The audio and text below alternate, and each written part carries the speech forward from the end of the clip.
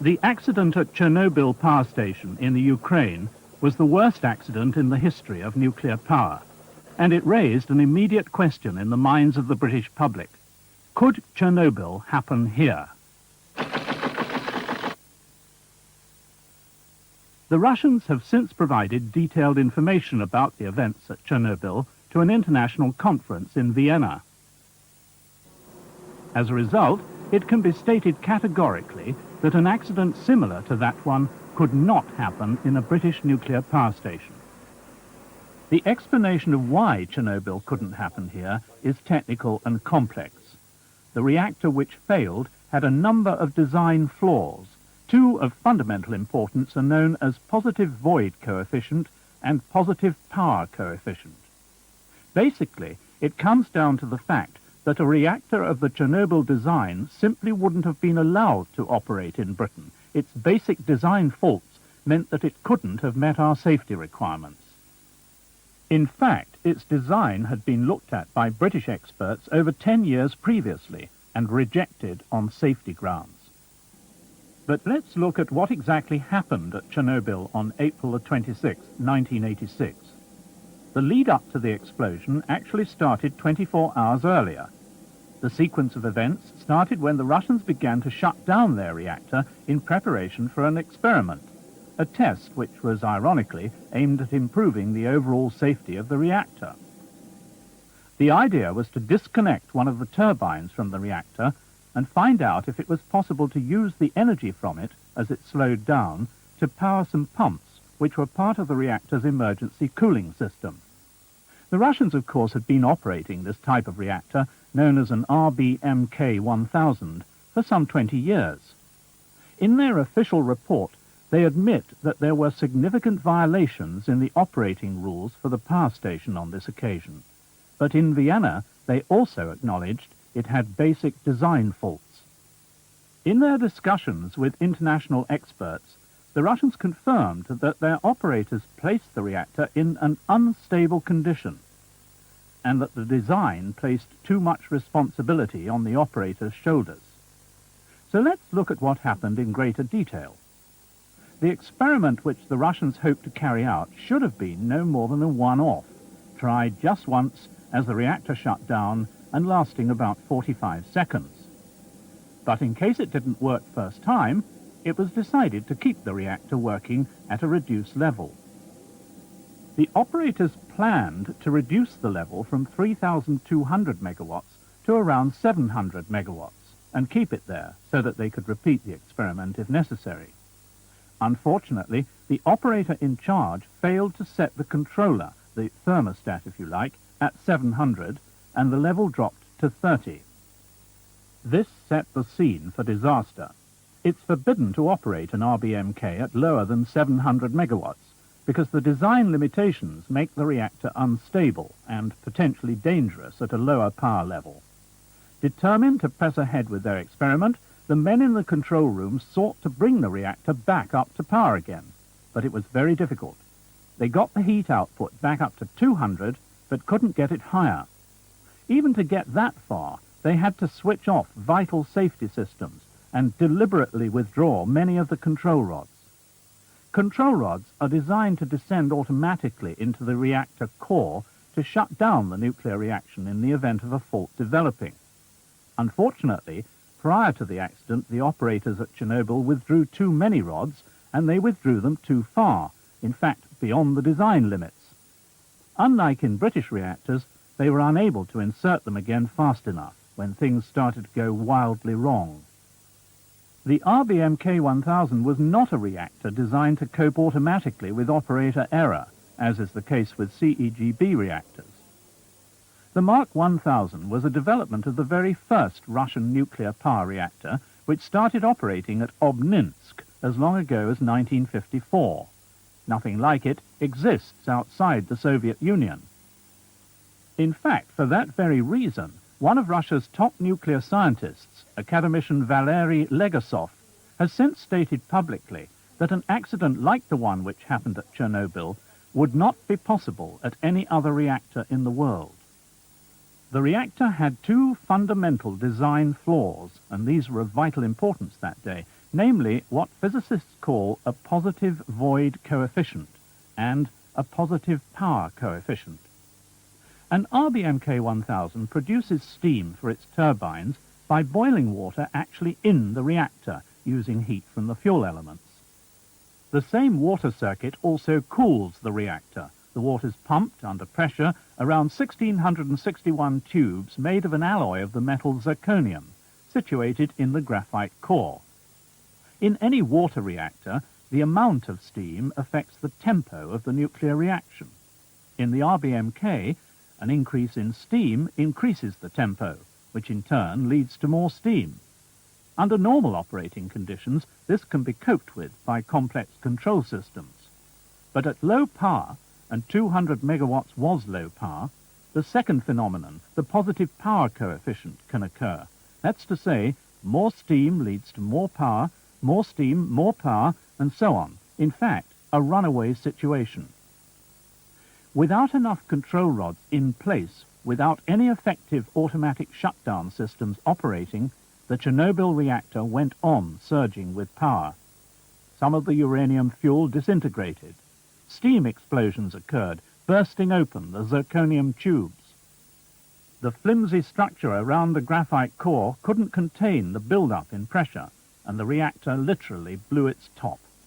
It didn't explode like an atom bomb. It's physically impossible for any reactor to do that.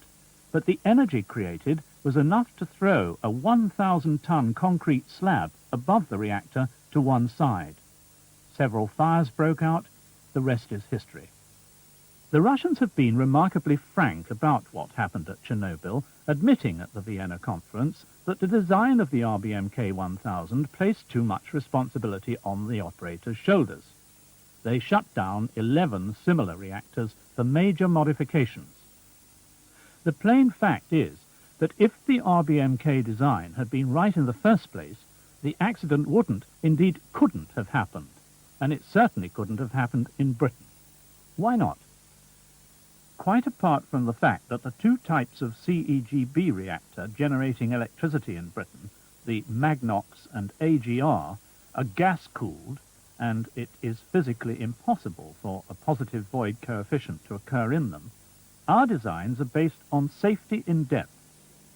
It's the emphasis given to built-in safety from the earliest design stage which makes the CEGB confident that an accident on the scale of Chernobyl wouldn't happen here.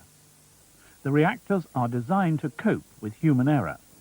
Each design allows rapid detection of anything abnormal and emergency shutdown and removal of heat if any abnormality should occur. Safety systems are duplicated and in some cases triplicated and designed to fail safe so that if a fault occurs, the reactor is shut down automatically, quickly and safely.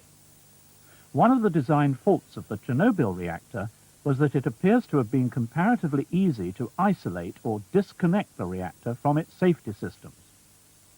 In Britain's nuclear power stations, there are a series of barriers to prevent this happening, either through deliberate action or mistake.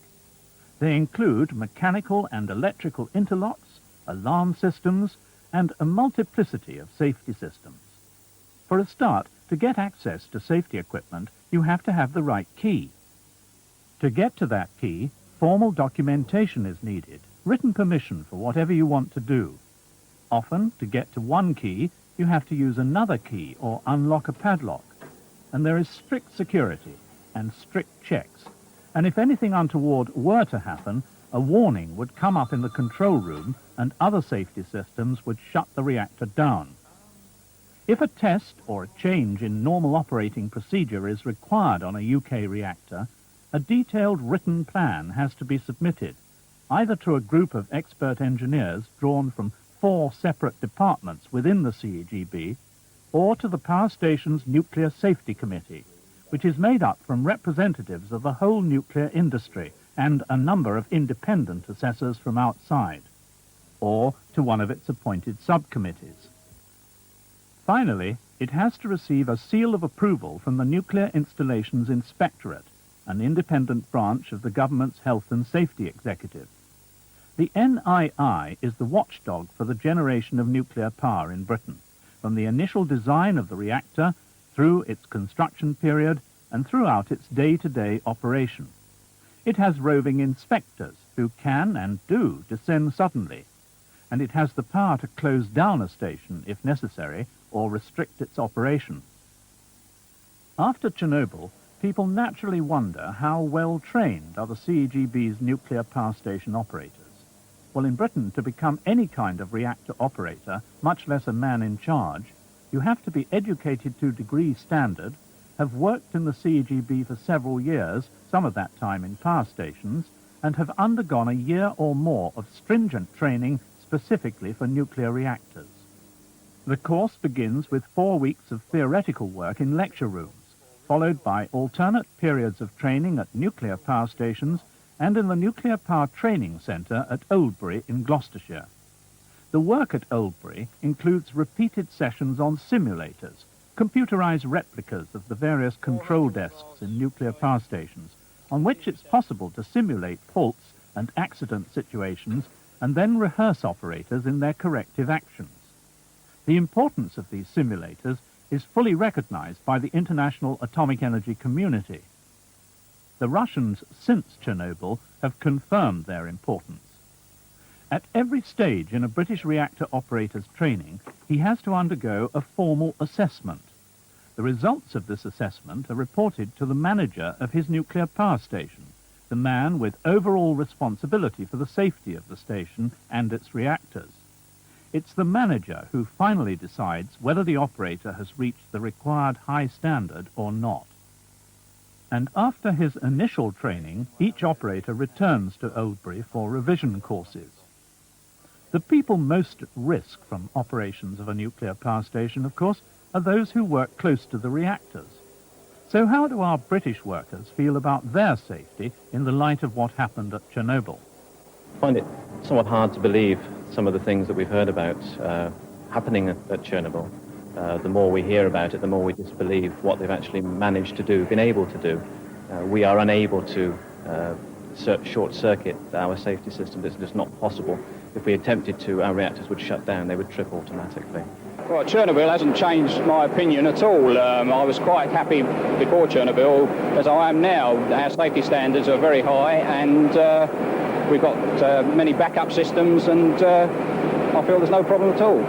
I feel very safe working in the reactor, and the wife, the children who are very near the reactor feels very safe, because I put them in the picture of what is happening down here, and the workmen down here are very self-conscious and very safety-wise.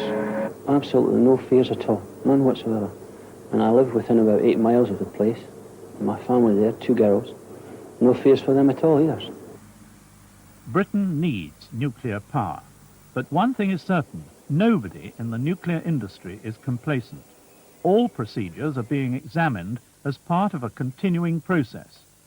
The Russian operators made inexcusable mistakes on that fateful night, but in spite of these, had they not been operating a reactor that had both a positive void and a positive power coefficient, there would not have been an accident. Conditions like those which arose at Chernobyl are totally inapplicable to all British reactors, either operating now or being considered for the future. And despite Chernobyl, the CEGB remains confident that nuclear power is among the safest of all industrial technologies.